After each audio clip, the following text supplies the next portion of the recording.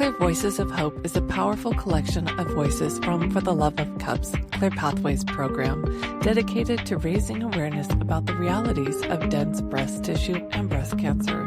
Through honest conversations and personal stories, we amplify the voices of women who have faced these challenges firsthand, sharing their journeys, fears, triumphs, and lessons learned along the way. Each episode brings you closer to the lived experiences of survivors, advocates, and caregivers, while also featuring leading experts in breast health and women's health. Together we break down the barriers, provide vital education, and empower listeners to make informed decisions about their own breast health. Whether you're navigating your own diagnosis, supporting a loved one, or passionate about women's health equity, Clear Voices of Hope is your source for real stories, reliable information, and a supportive community. Join us as we shine a light on the path to early detection, better care. Welcome back to Clear Voices of Hope. I could not be more excited to dive into this conversation with Dr. Lisa Larkin. She is here as an expert in women's health, oncology, menopause, and all the ways these sections cross over into our everyday life as women, assessing our everyday risk factors and navigating the healthcare system, especially in midlife, and how we might move forward with better health and overall care for ourselves, especially when there's so many options available and so much information out there right now. Hard to make sense of it all. So I'm really, really excited to dive into this conversation with Lisa, who's been an expert in this field and can really help us navigate through these questions that we have and how to navigate the healthcare system when we're seeking care, and provide some incredible resources for us. So welcome, Lisa. Thank you for being here. I'd love for you to just take a minute to introduce yourself in your journey in women's health and why this is so near and dear to your heart, especially when we start looking at oncology and hormone therapy and our risk factors. First of all, thank you so much for coming.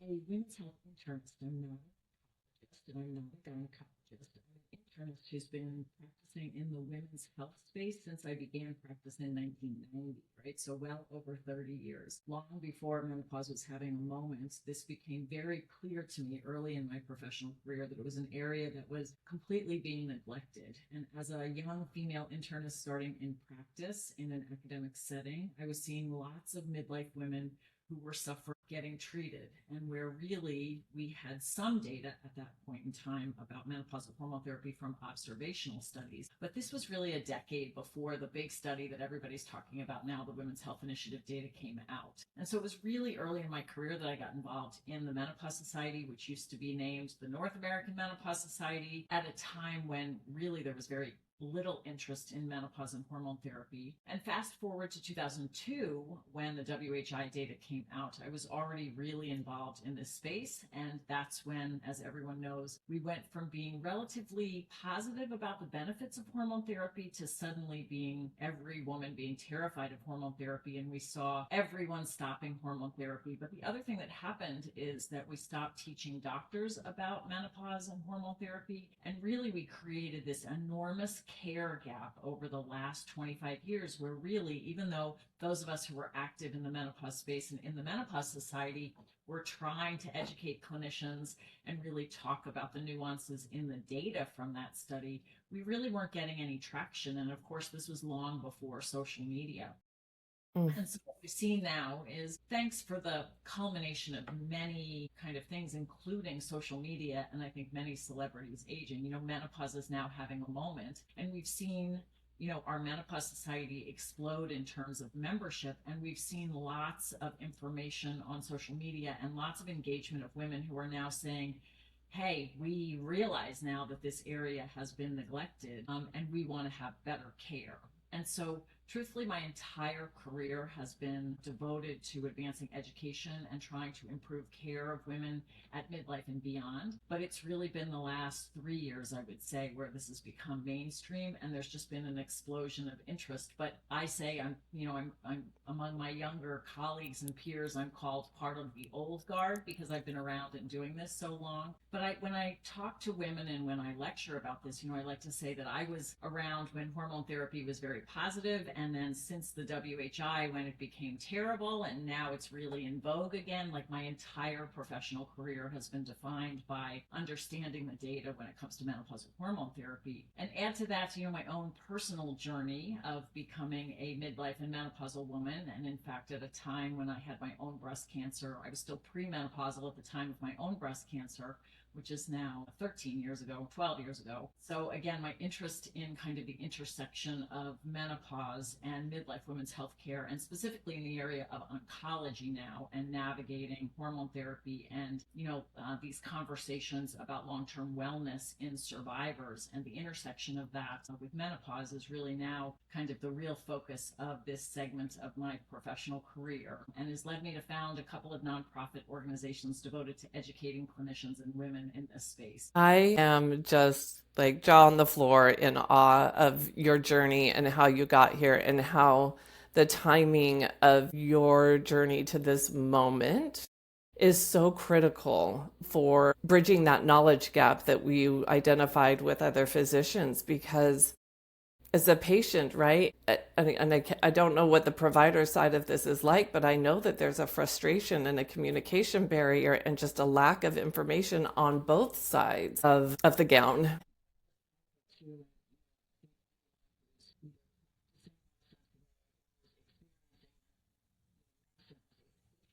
Really sees dysfunction system isn't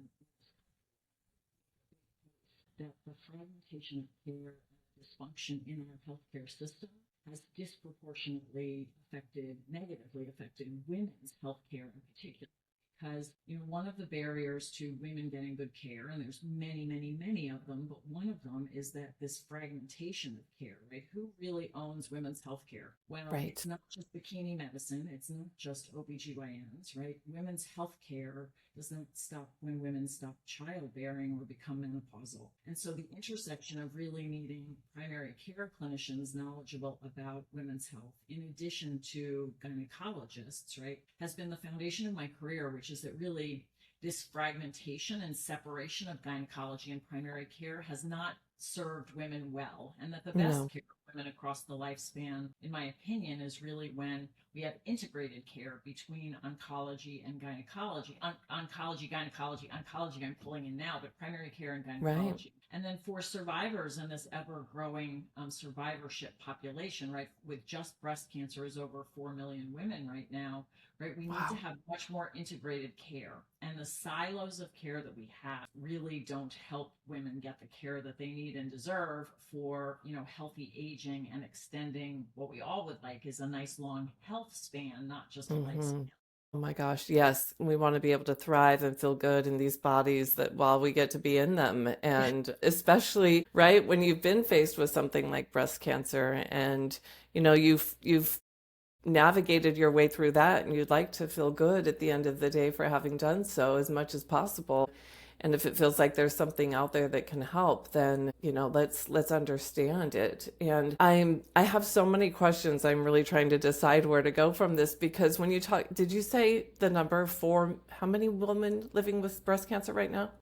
4 million. Well, okay. So then, So every primary care doctor is seeing breast cancer survivors, right? Breast cancer survivors are living a long time now, right? yeah. The majority of women survive and have long life expectancies after their cancer diagnosis. And so they're not being followed by just the oncologist. And so part of my mission is to educate clinicians, all clinicians, but especially primary care clinicians, about menopause and hormone therapy, and really understanding the benefits and the risks and how to prescribe, but also that intersection of how we actually think about hormone therapy in the cancer survivor population as well, particularly because we're seeing, a higher incidence of breast cancer in younger women. Our Yeah. treatments often put them into menopause, Yes. chemotherapy or surgical induced menopause. There's a large number of women who have hereditary cancer mutations that we are putting into surgical menopause early. And we need to think about them through a much broader lens of care, right? And again, the silo of care, when we just have those patients seeing the oncologist who really is focused on preventing their cancer from coming back, we lose the nuance of thinking about the entire woman and how she's Mm-hmm. going to age and what we should be thinking about in many different domains beyond just her breast cancer, right? Her Yeah. cardiovascular health, her bone health, right? Yes.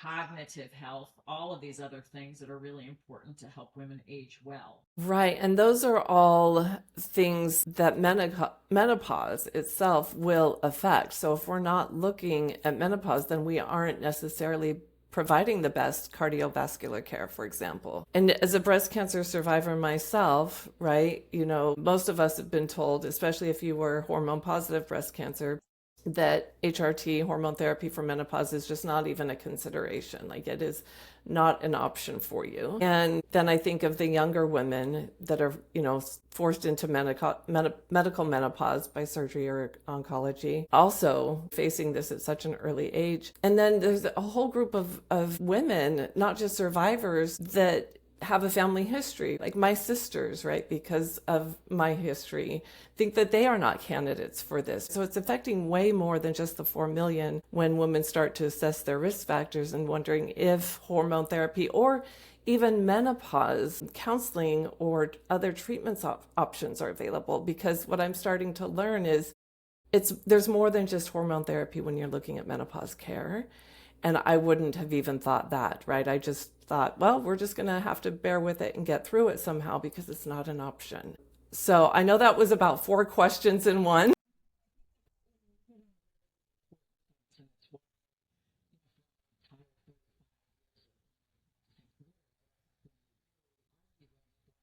Yeah, this goes back to the fragmentation of care, right? When do women need the most and the best quality medical care? I argue it's between 45 and 60. Those are the years when women typically get the least medical care. They have the least contact with healthcare providers who to talk about any of this, right? Because they're typically very busy with teenage children. They're done childbearing, so they're not seeing their OBGYN very regularly.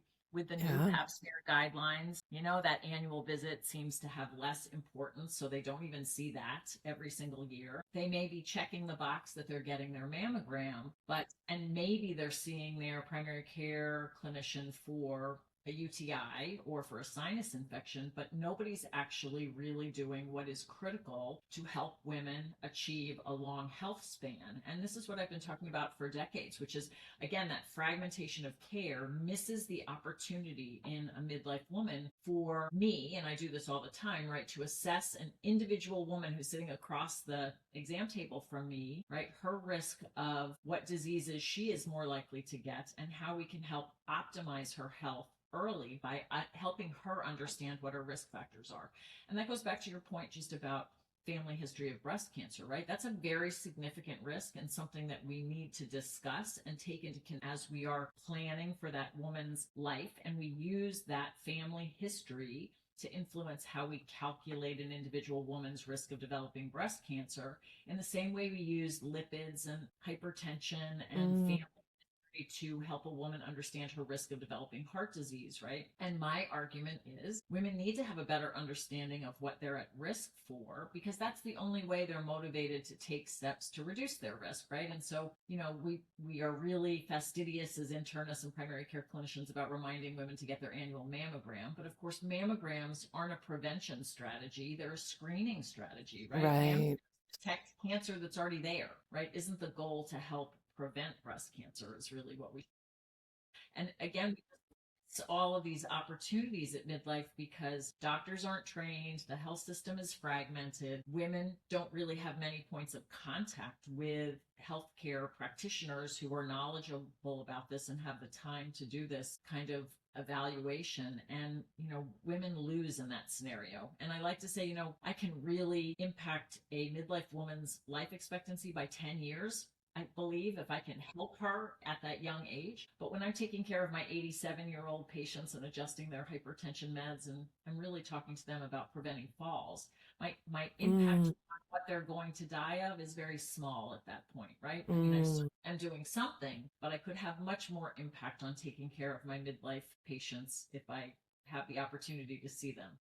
Oh my gosh. Okay. So a lot of light bulbs, excuse me, just went off for me, especially when you touched on the part where most women in this midlife gap, 45 to 60, aren't getting as many visits with their care provider during that time. A, busy, not childbearing, we've got other kids we're focusing on, or maybe even our parents, what have you. And the screening, just like you said, just turns into a pap smear and a mammogram if we're, if we're really on top of it and if we're doing all the things and we're being good patients and doing our well woman care, right? Like that's a big deal because I know so many women that just like even getting to that annual appointment is like, oh my gosh, before they realize it. So sick at this point.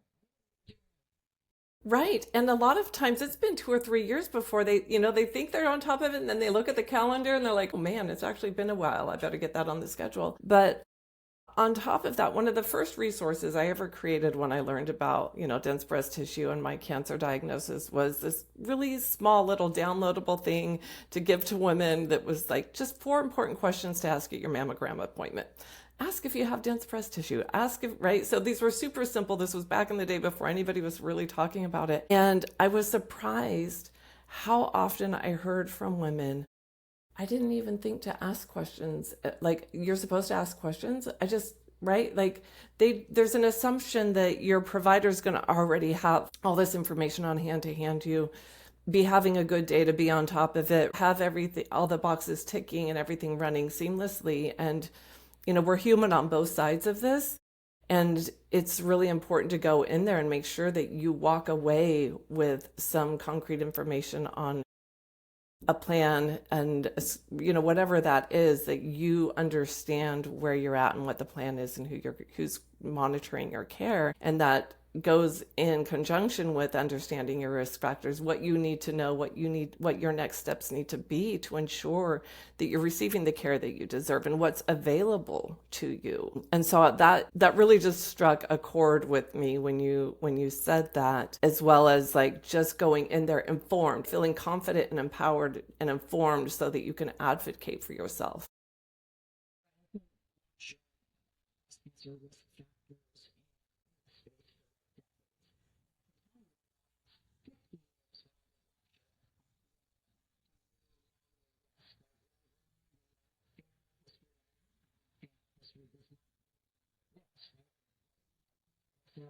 The biggest risk of having breast cancer is being female and having breasts, right? And so, women typically know the number 1 in 8 or 12% lifetime risk, and that's what's, all over the media. But the problem is when you have 100 women sitting in front of you, every single woman, those 100 women, has a different risk of developing breast cancer, depending on all kinds of things, including her family history and her weight and her reproductive factors, and of course, breast density, which is so important to know. And over the last, 15 years, when I used to ask, 10 years ago, how many of you know your breast density, nobody would raise their hand, right? This was Mm-hmm. something that we didn't discuss at all. And I can tell you my own personal story as well. And it's been great because, of course, the laws have changed and we now are notifying women as part of their mammography reports what their breast density is. And there is much more understanding of that. So that's been great. Like that is very Mm-hmm. different now. The majority of women have Yeah. either heard if they have dense breasts or not. But still, when I ask, how many of you think that you're at high risk,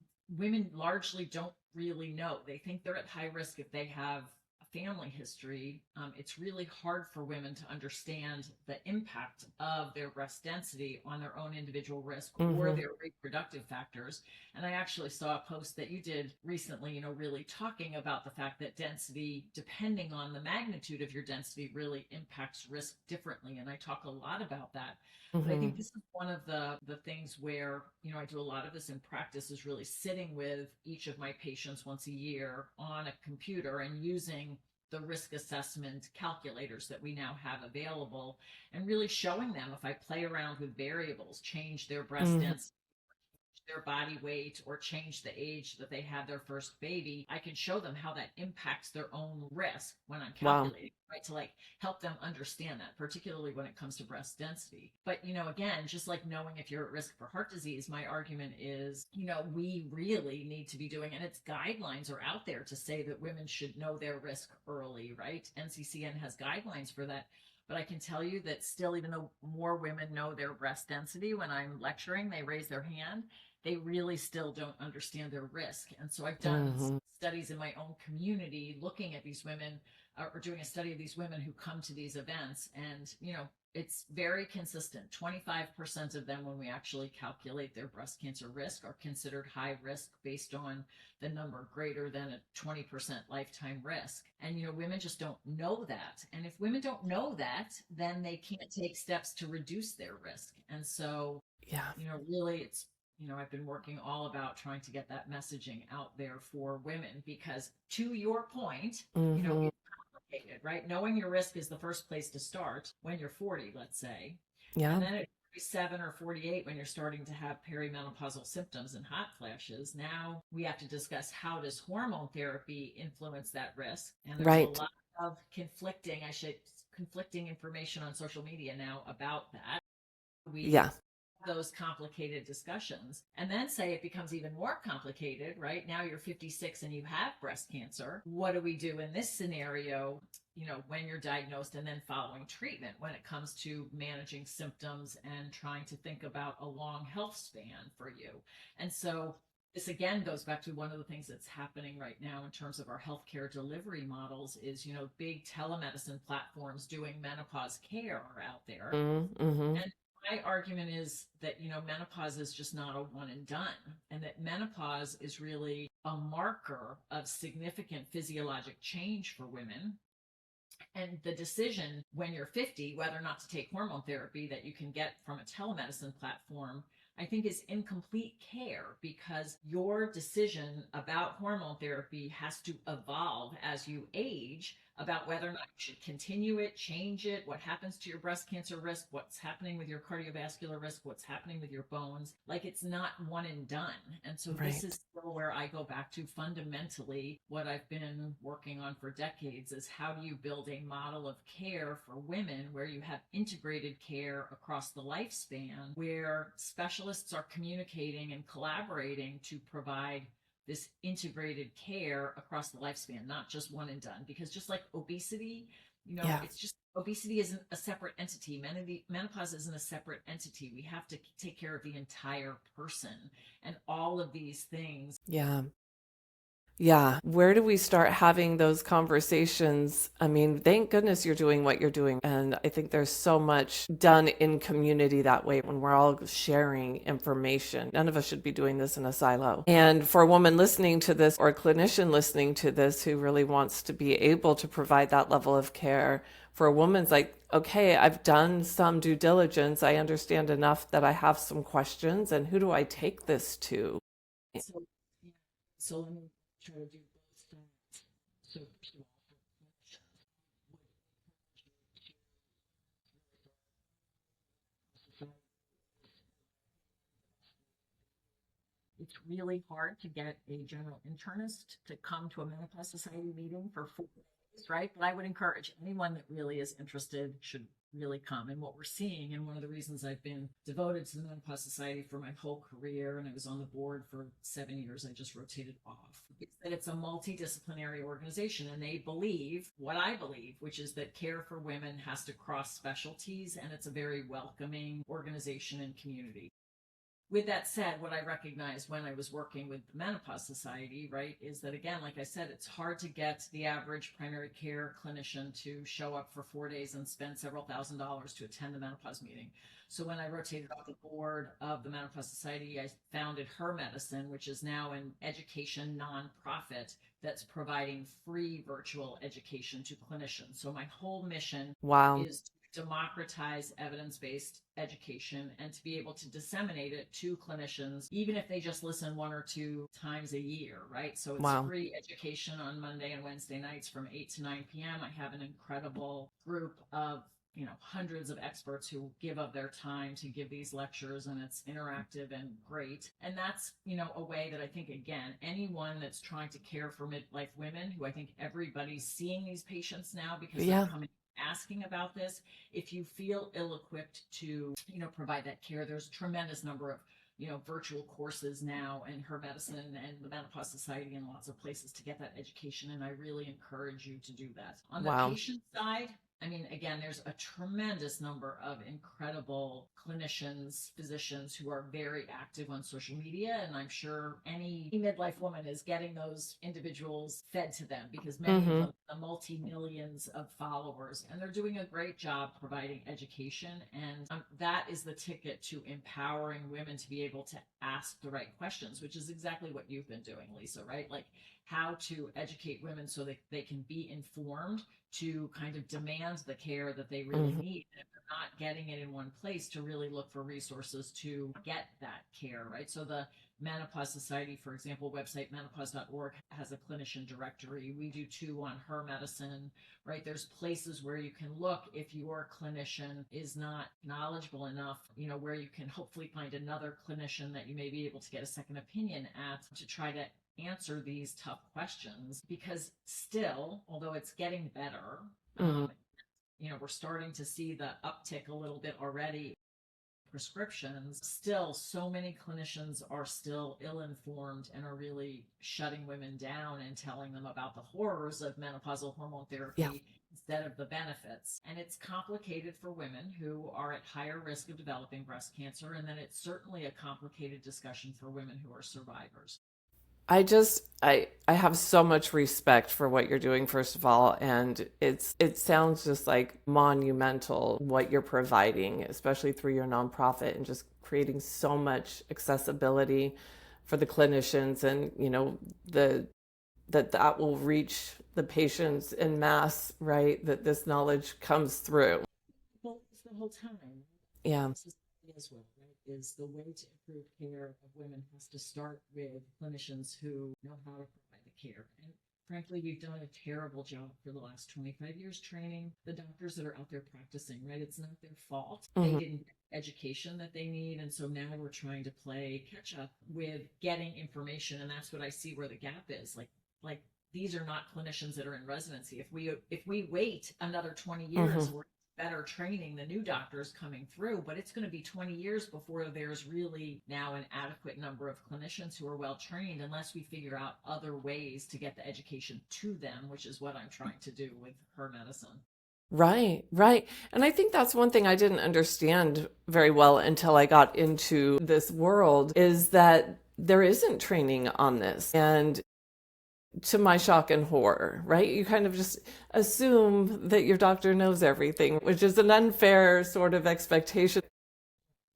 We just haven't studied.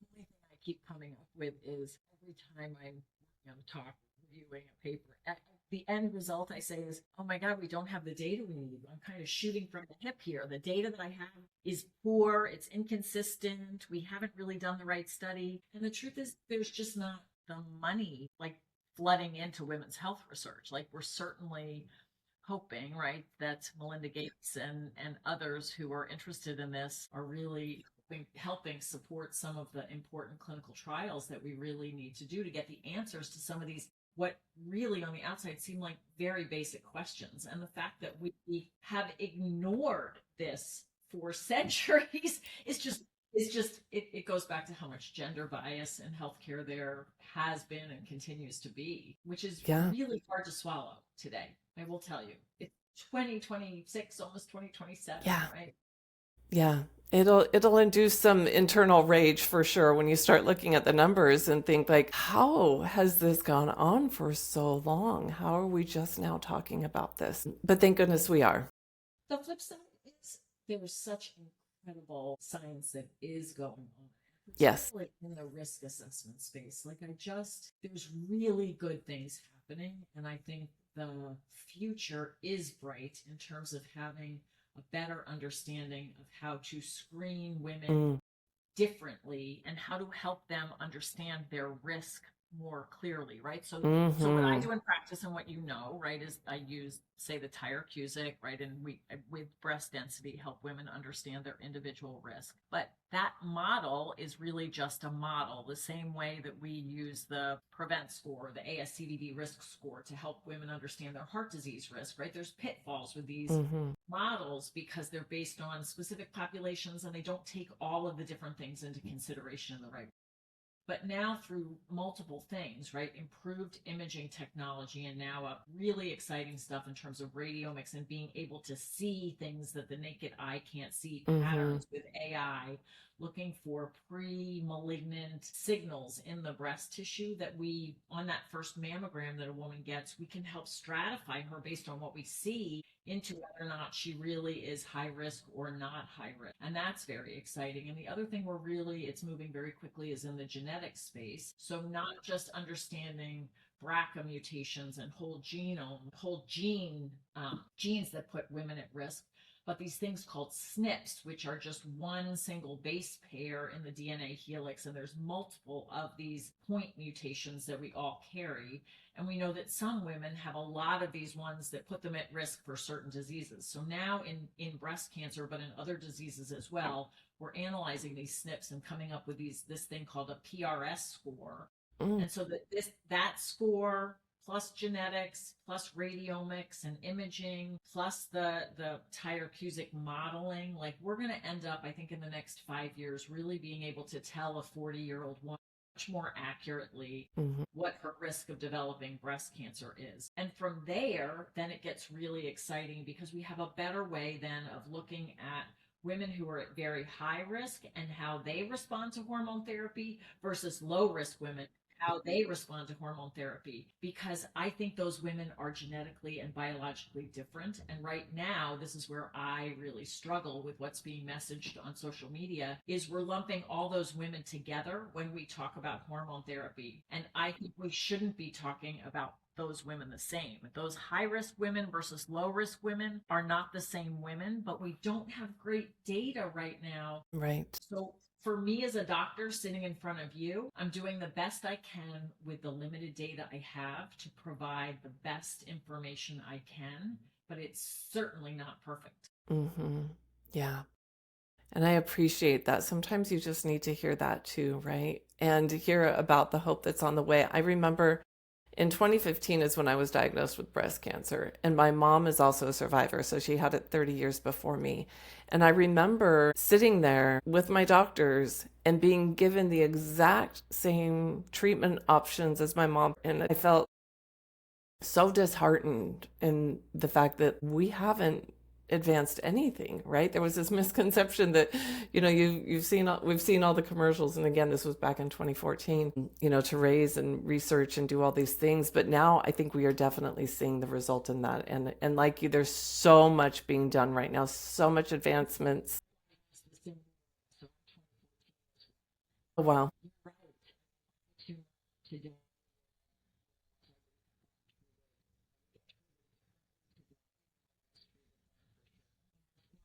How science evolves, but that is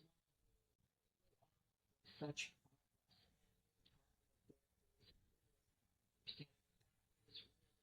exciting space.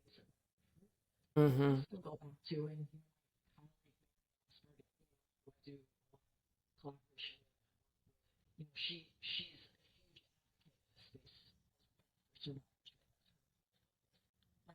she and I both agree, right? It would be better not to have survivors. Like we'd rather just prevent them. Right. What would So that look like? we don't want to miss the opportunity to do the same good work research in the prevention space. But as you probably know, right, the funding is different when you're talking about prevention because in the oncology space for treatment, Mm-hmm. right, those drugs make companies a lot of money. So they are really willing to invest in the Mm-hmm. research for the drug development. When we go looking for money to talk about preventing breast cancer, right, Mm. we're preventing something that then we don't have to treat, right? There's Right. from a population, there's huge interest in that. As a doctor, I want to prevent disease, right? I want to Right.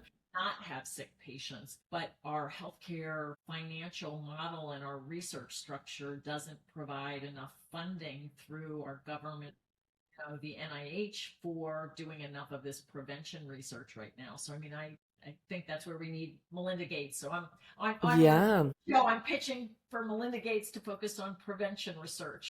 Yeah, I mean, which is really kind of a complete shift of paradigm thinking, right? Because in some ways we think we like, can we even prevent it, right? Do we even have the ability to do that? Like, that sounds like such a dream. And yet we talk about, heart disease prevention all the time, right? So why not take it into breast cancer?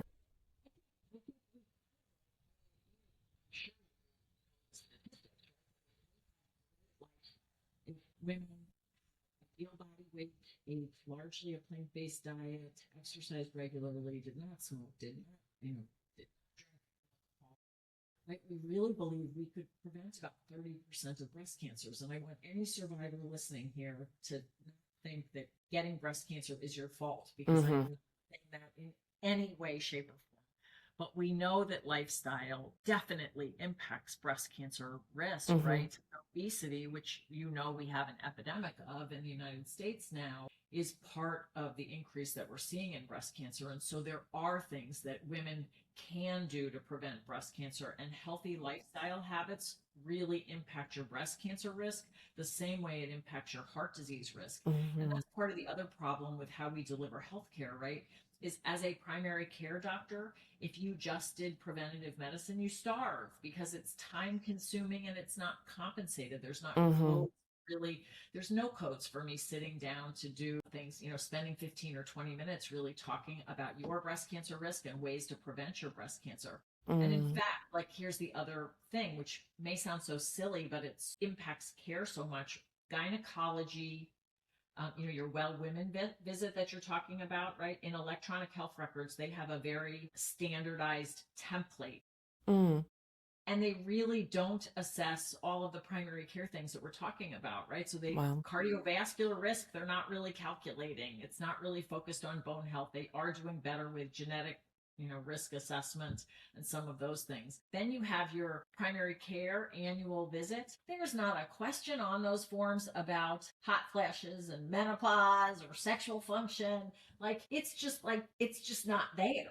And so Wow. there's not this integrated, comprehensive well woman template for midlife women, which Mm. within my work I'm really working on.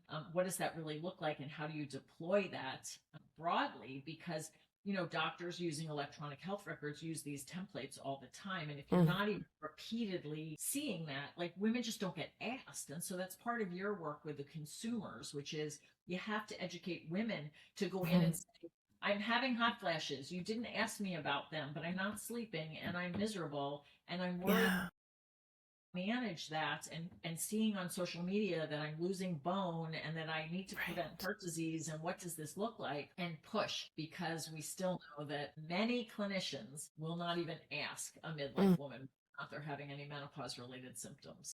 Yeah. Yeah.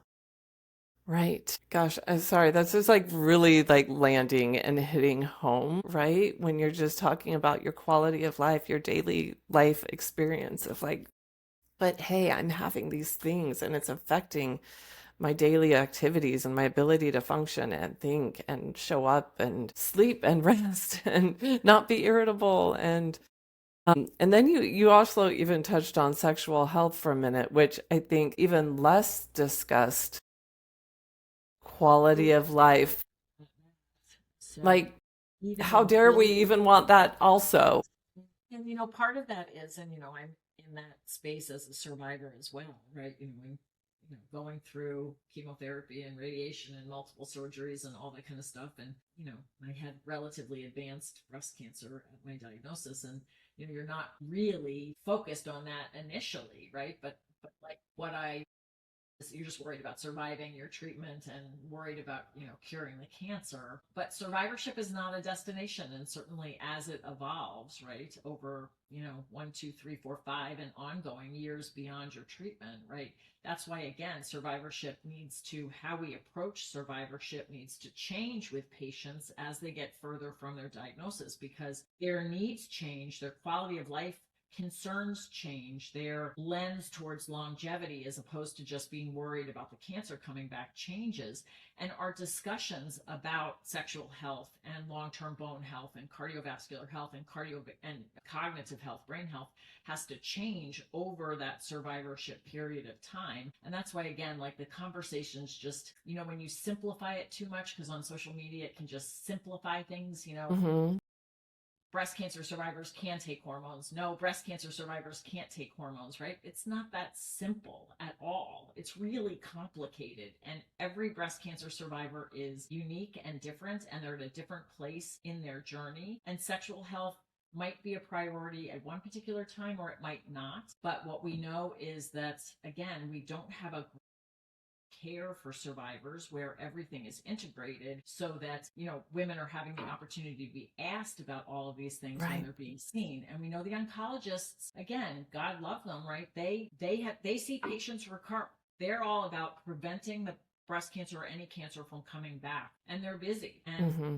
the other thing about doctors like to treat what they know how to treat and what they know well. And oncologists don't get sexual medicine training, Lauren, right? So they're getting much better. Like the fact that I'm Mm-hmm. speaking Saturday at an oncology meeting is a big step forward. And they are getting more comfortable in terms of talking to survivors Mm-hmm. about that estrogen and some basic things. But sexual health is pretty complicated for women, and there's more to it than just vaginal estrogen. And like these conversations, doctors need training, they need time, they need multidisciplinary care. And again, today in the United States, we don't have enough places where we have that model of really integrated care. Yeah. Wow. Okay. So this is so encouraging, the conversations that you're having, the way you're leading this movement. So first of all, I just want to hands down, like, thank you for bringing all your wisdom and expertise, not just to this conversation, but to the community and the clinicians and the people that you are really helping educate and leading this movement in. I'm curious if you're able to say, like, what options are out there, what should we be asking our providers? Breast cancer survivors about hormone Yeah, therapy. or somebody who feels like they're high risk, right, for breast cancer. Okay, so if we step back for high risk, right? What I like to say is that high risk can be many different types of people, and we have to think about them differently, right? So there's the high risk patients who have BRCA gene mutation carriers or other mutation carriers. There's high risk people who are at high risk, so say are Hodgkin's disease survivors who got radiation to their chest, right? That puts women at higher risk. There's women who are high risk because they've had a prior biopsy that tells them that they're at high risk, like something called ADH, for example. So if you're a woman with a prior breast biopsy that your doctor says, this can be a precancerous lesion, that's high risk. And then there's the other women who are high risk, the largest bucket of women, which are the women that have increased breast density and family history, that when we model them, it shows up that they're high risk. Mm, And the problem is, again, it goes back to how we approach all of those women, because they're different. mm-hmm. It's not Yeah. one size fits all. And the discussion about menopausal hormone therapy is very different for each group of those women, particularly, for example, in the hereditary cancer, the BRCA carriers or those women, right? It depends whether or not they've had their ovaries removed as part of their management, what age they had their ovaries Mm, removed. Because premature menopause, early women who have their ovaries removed at age 40, right, we know that they need hormone therapy, right? And the data is pretty reassuring in that group that we should give them hormone mm, therapy for their menopause. You then have the women who have the early ADH, those high risk women. We know that their lifetime risk is high, 3% for mm, those women, right? And that precursor lesion, that makes me a little bit more cautious, right, about thinking about hormone therapy. And so it's not a slam dunk. So I like to say, when mm-hmm. I'm seeing a woman in front of me, there's women who are red, where I would not give you. There's women who are green, where clearly the benefits outweigh the risks, and you're a really good candidate for hormone therapy. Mm, Then there's the people in the yellow, the middle people. And those are the harder ones, because We have incomplete and inconsistent data, and you don't know beyond being just high risk, right? You have to include all of the other things that we need to think about with that woman, right? Which is her bone health and her brain health and her heart health. And you have to weigh all of those things at the same time you're weighing her increased breast cancer risk. And so it's complicated. And there's not a lot of doctors that have the time or the training right now to actually provide that discussion with a patient because it's gray. So that's the high risk group where it's complicated. What I would say though is that the patients that have ADH, they're the hardest for me to have the conversations with. The general woman who has increased breast density and who's at high risk for that reason or family history, those women in general, the impact of hormone therapy is probably quite small on adding to their risk. So, for example, if I calculate a woman's risk and I say your lifetime risk based on what I can say today is estimated to be 22%, maybe giving you hormone therapy for 5 years plus, depending on the formulation, maybe it increases it 20. So maybe it goes from